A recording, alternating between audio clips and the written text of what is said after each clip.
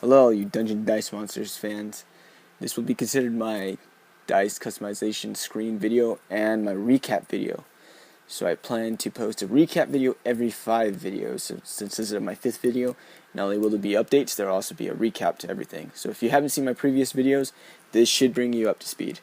So also, if you don't plan on watching every single one of my videos, since I post them pretty frequently, more frequently than I thought, you can wait until the 5th video of every set of videos, and that should recap you and bring you up to speed as to where everyone else is as far as updates. Now, I plan to also hopefully create a Twitter account. Unfortunately, I don't have enough viewers right now for this project, so there's no point of doing it yet. But once I get more viewers, if it happens, and more people interested in the project, I will post frequently to a Twitter account, so that way you have all the updates in real time. So, and since I work on all my work quite frequently, you'll know right away where the project is just by checking the Twitter account. So it won't be pointless to have a Twitter account. There'd definitely be a reason to have it. Anyway, so let's jump right into the video. So let me explain what's going on here. We got some coordinates up here and a number, and I forget what that number does, but if I look through the code, I'm sure I'll figure it out. For right now, we don't need it. Here are the crests. There'll definitely be more crests because there definitely is multiplier crests.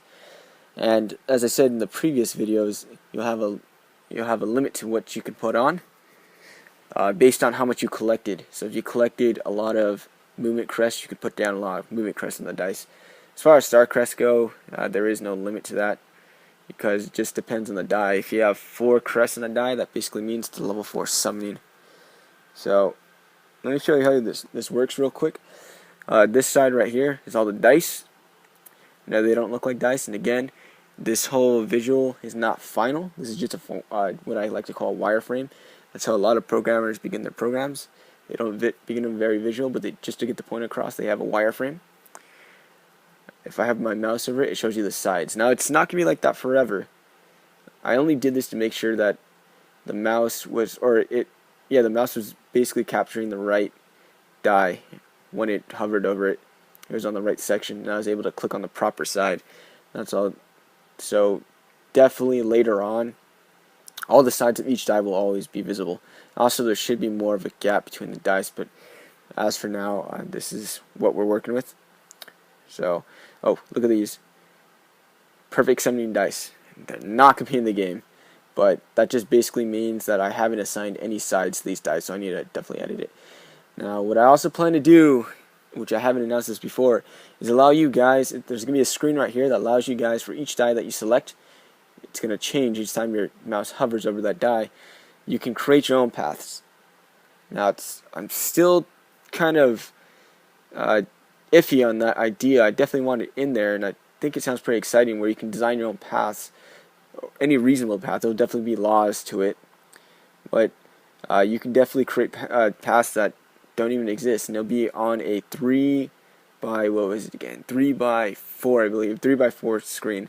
As far as the rotations go, it basically will just rotate. It'll move all the sides from one side to another.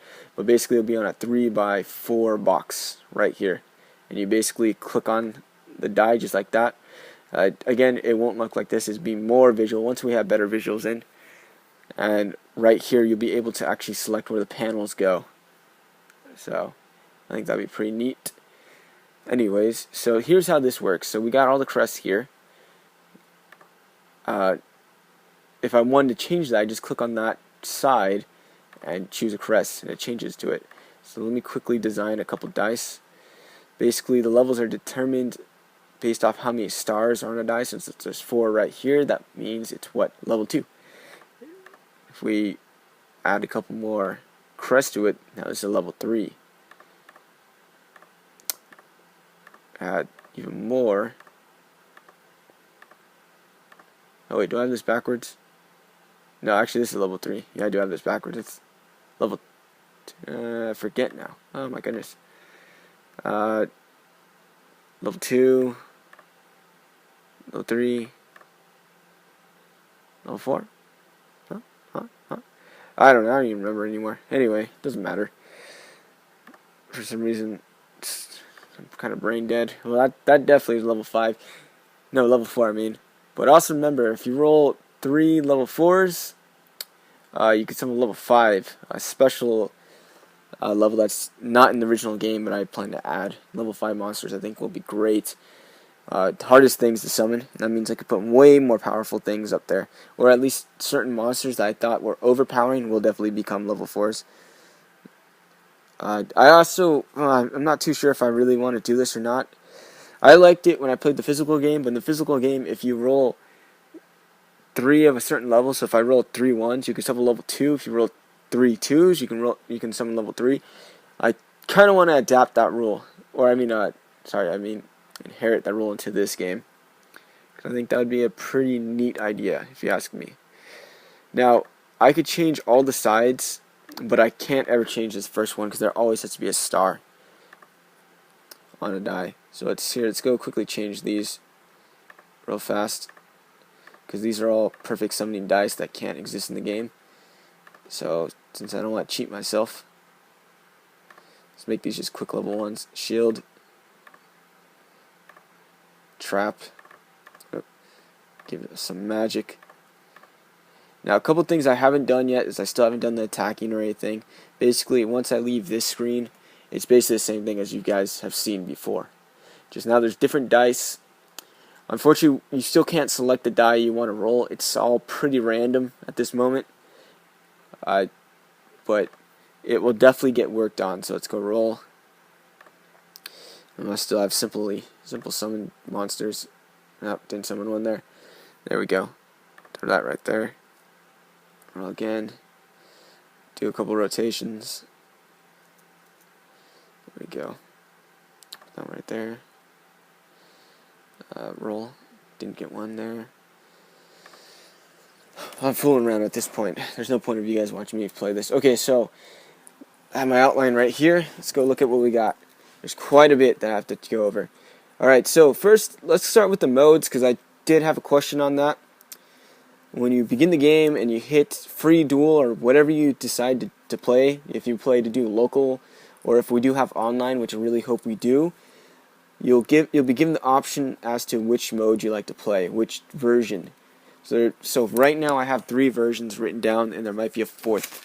But let me explain what they are. So the first version, which most people are familiar with, is you'll be playing by the Game Boy Advance rules. So that means basically all the rules in Game Boy Advance will be available to you.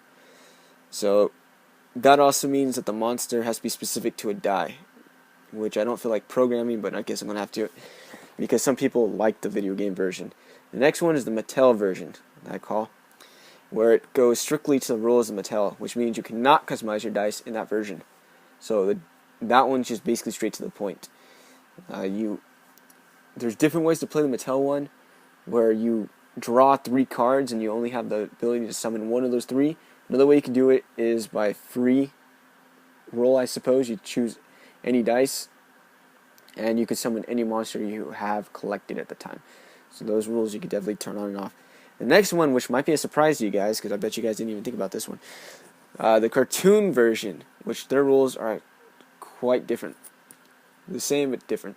For instance, in their version, they don't get to select the dice that they want to roll on the next turn. The dice come random. So I think that would be actually pretty cool, is you get 3 random dice each time it's your turn, which I think is pretty dang neat.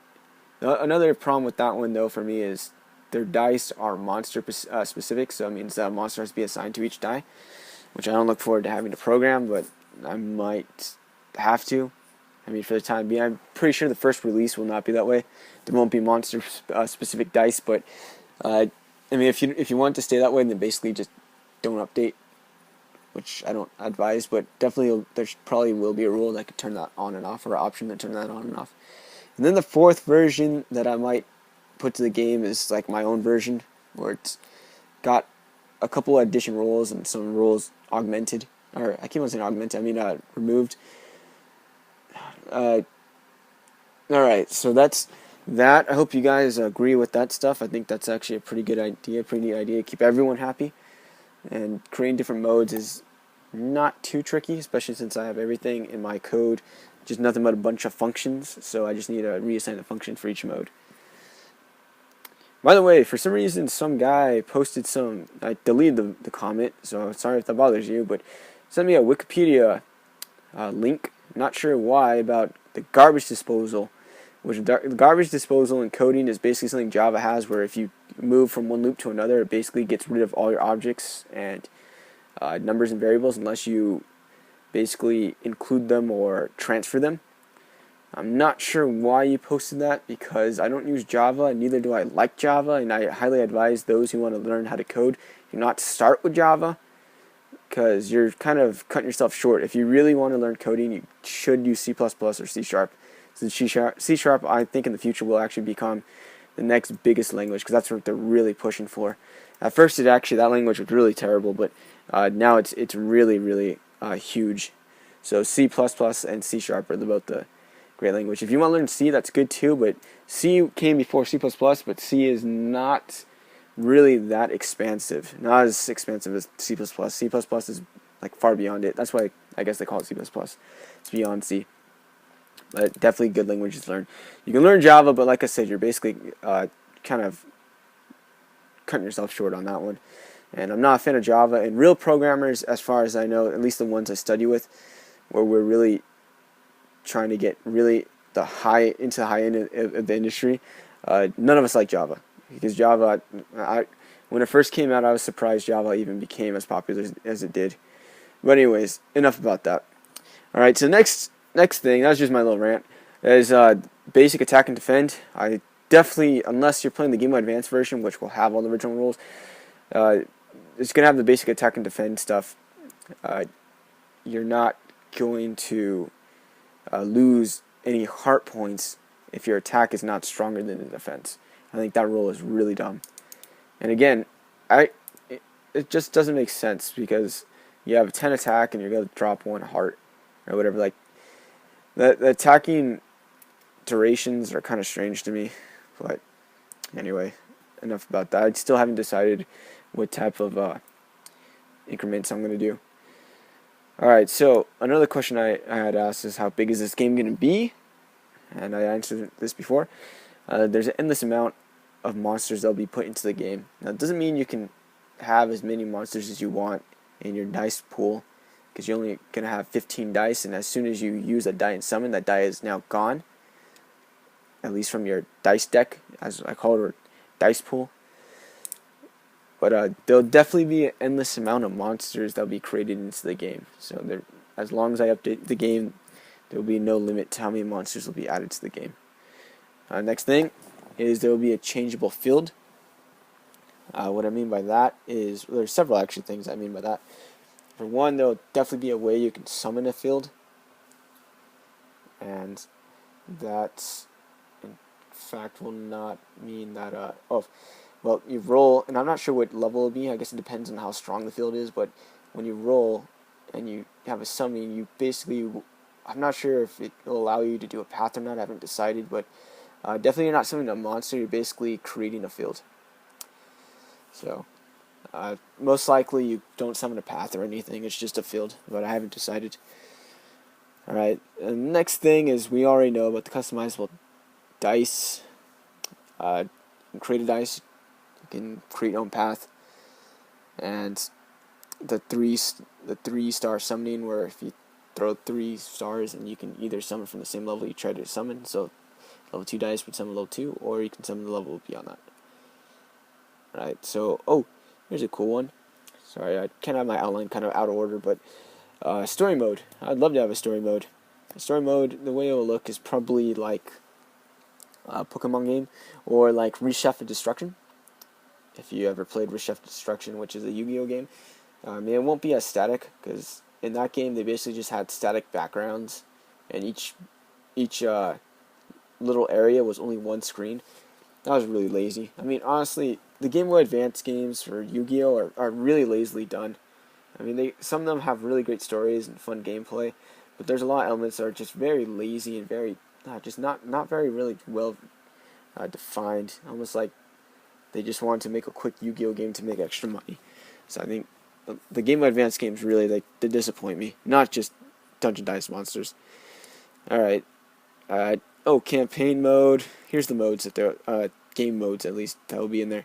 There'll be a campaign, free mode, tournament, customizable options will definitely be there in the main screen. Local play, hopefully online play will be there. I'm hoping. So, and of course story mode. Campaign mode might be a little different than the story mode. But I think, honestly, with that story mode, it would be pretty cool because I can bring in all the Yu-Gi-Oh! Characters.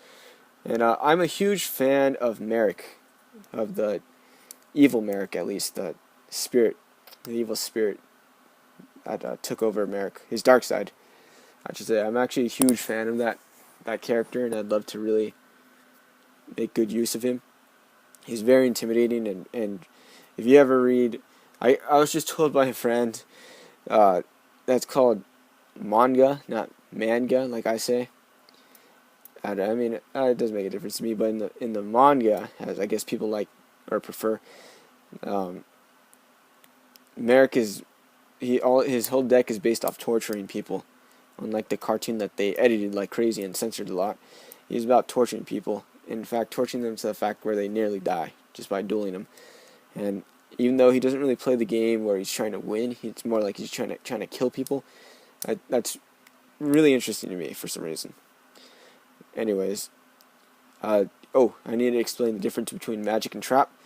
Magic you can use on your turn, trap you use on your opponent's turn. That easy. You can't use magic on your turn. Traps, depending on the...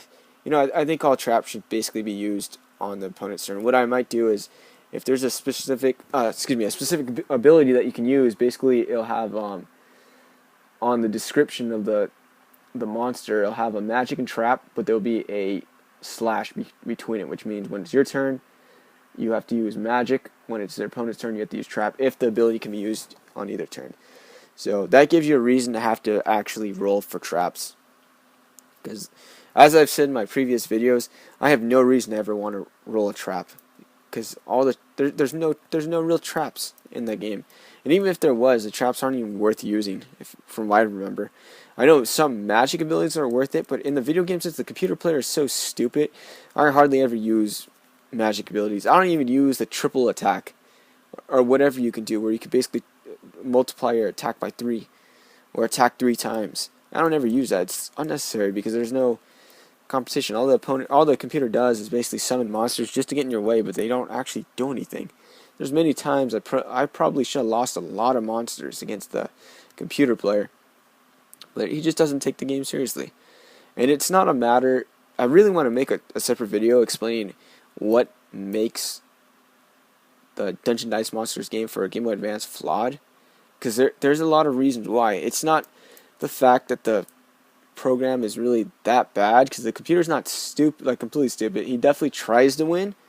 It's just there's a lot of cues that wasn't put into the game, and I think they just made the computer player way too conservative, where it's basically thinking like this: don't move if you don't have to move. If you can't win in this turn, don't move. Or if you can't attack the Monster Lord, there's no point to move. Which does have a couple flaws.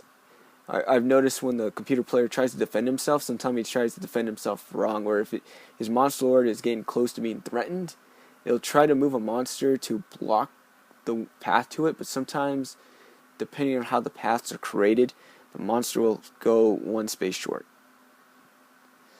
Anyway, let's finish off this video. I'm at the very end of my little outline thing I created. Yeah, this video is going to be 20 minutes like they all are. Capsule Monster Coliseum traits will definitely be brought into the game.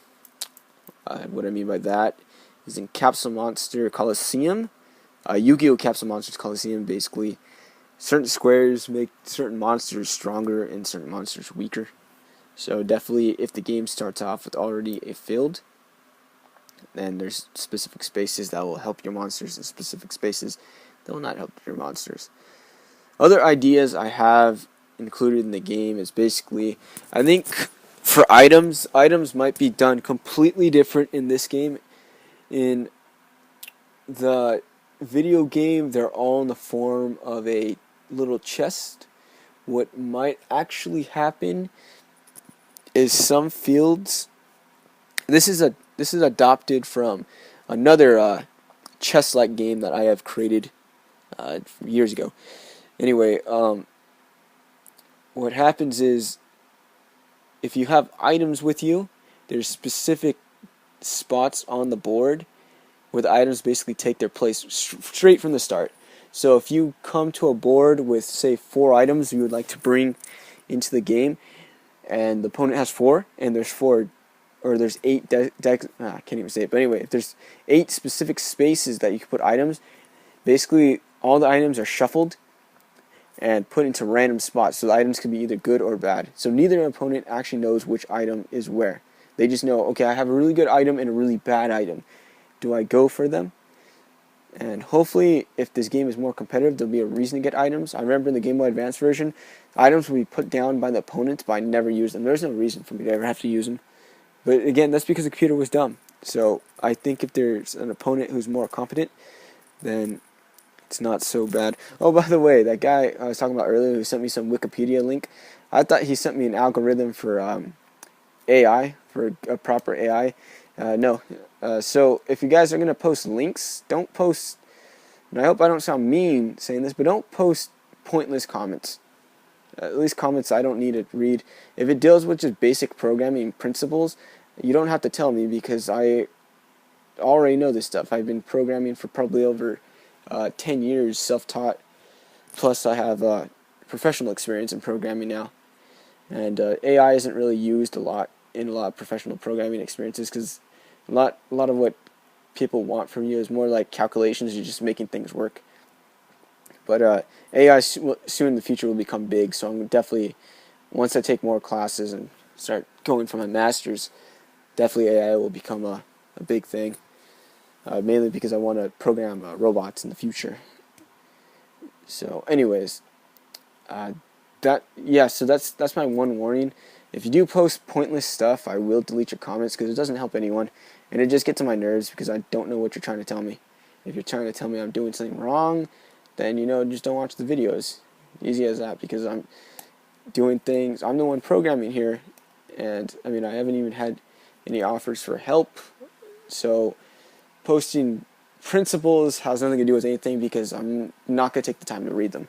There's no point. The only principles I will read is about AI, which I have had some help from some people who helped me by giving me there's certain algorithms that do exist that I have used and I do know, so I don't know absolutely none or no artificial intelligence. I definitely have a good amount of experience with artificial intelligence, but as far as like a competent computer player, if someone knows a pretty good, at least step-by-step process, or at least a name or something, be great.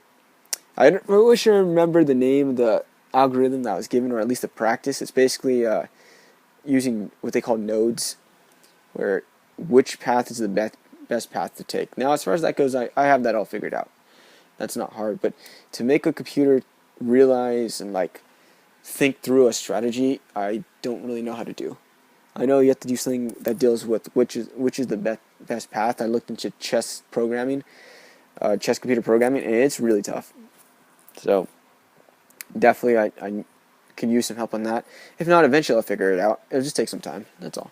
Anyway, that's enough here. I hope this video was helpful for you guys. For those of you who have questions, I hope it was enjoyable. I hope I don't bore you guys.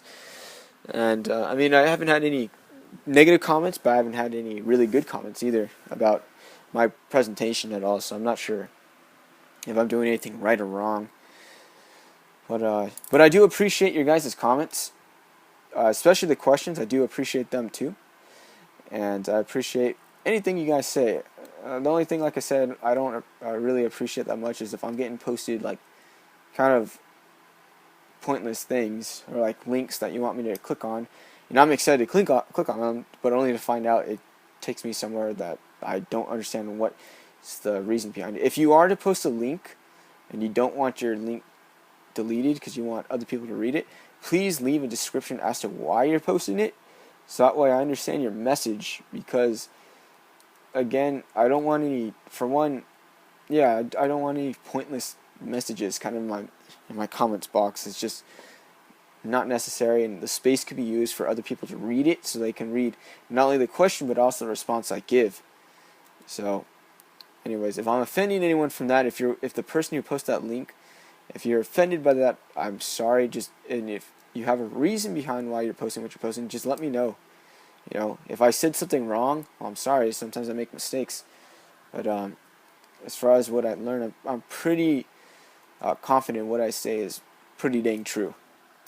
Unless you're against my opinions, that's fine. But posting links is not going to prove me, or it's not going to change my mind about my opinions, especially when it deals with programming, because I've been doing it for far too long for anyone to really change my mind about things, because what I do seems to work.